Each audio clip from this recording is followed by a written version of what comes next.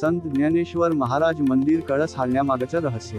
आळंदीतील संत ज्ञानेश्वर महाराज मंदिराचा कळस हलतो हे एक अद्भुत आणि भक्तांसाठी अत्यंत भावनिक क्षण आहे। हे रहस्य श्रद्धा, परंपरा आणि विज्ञान यांचा संगम आहे। घटना काय आहे? दरवर्षी संत ज्ञानेश्वर महाराज पालखी प्रस्थानाच्या दिवशी आषाढी वारी आळंदी येथील त्यांच्या संजीवन समाधी मंदिरावरील कळस हलताना दिसतो। हा प्रसंग हजारो भाविक प्रत्यक्ष पाहतात आणि तो मंदिरातील संत ज्ञानेश्वर महाराजांच्या अस्तित्वाचं जिवंत उदाहरण मानला जातो। जोपर्यंत कळस हलत नाही तोपर्यंत पालखी प्रस्थान होत नाही, अशी परंपरा आहे। भक्ती आणि श्रद्धेचं महत्त्व।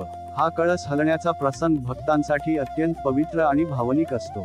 अनेक भाविकांना वाटतं की संत ज्ञानेश्वर महाराज स्वतः आपल्या पालखी सोहळ्यासाठी संकेत देतात। काहींना हे त्यांच्या चैतन्याचं आणि अस्तित्वाचं प्रतीक वाटतं। परंपरा आणि इतिहास।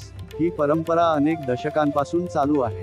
काही जुन्या लोककथांनुसार संत ज्ञानेश्वर महाराजांनी समाधी घेतल्यानंतर त्यांच्या इच्छेप्रमाणे त्यांच्या पालखी प्रस्थानावेळी कळस हलतो असं मानलं जातं। ही घटना दरवर्षी फक्त पालखी प्रस्थानाच्या दिवशीच घडते, त्यामुळे तिचं गूढ अजून वाढतं। विज्ञान आणि निरीक्षण। काही लोकांच्या मते कळस हलण्यामागे मंदिराच्या वास्तुशास्त्रातील वैशिष्ट्य, कळसाचा बांधकाम पद्धती किंवा जमिनीच्या हालचाली यांसारख्या नैसर्गिक कारणांचा सहभाग असू शकतो। मात्र अजूनपर्यंत या घटनेचं ठोस वैज्ञानिक स्पष्टीकरण मिळालेलं नाही। कळस हलताना प्रत्यक्ष पाहणाऱ्यांना तो क्षण अत्यंत अद्भुत वाटतो आणि त्यामुळे अनेकदा विज्ञानापेक्षा श्रद्धेला अधिक महत्त्व दिलं जातं। समारोप। कळस हलण्याचं रहस्य हे श्रद्धा, परंपरा आणि भक्ती यांचा संगम आहे।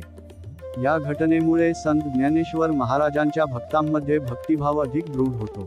विज्ञान आणि श्रद्धा यांच्यातील सीमारेषा येथे धूसर होते आणि प्रत्येकजण आपापल्या श्रद्धेनुसार या घटनेकडे पाहतो। माऊलींच्या मंदिराचा कळस दरवर्षी हलताना दिसतो हे फक्त याच दिवशी होत असतं। हा प्रसंग आळंदीतील महाराजांचं अस्तित्व असल्याचं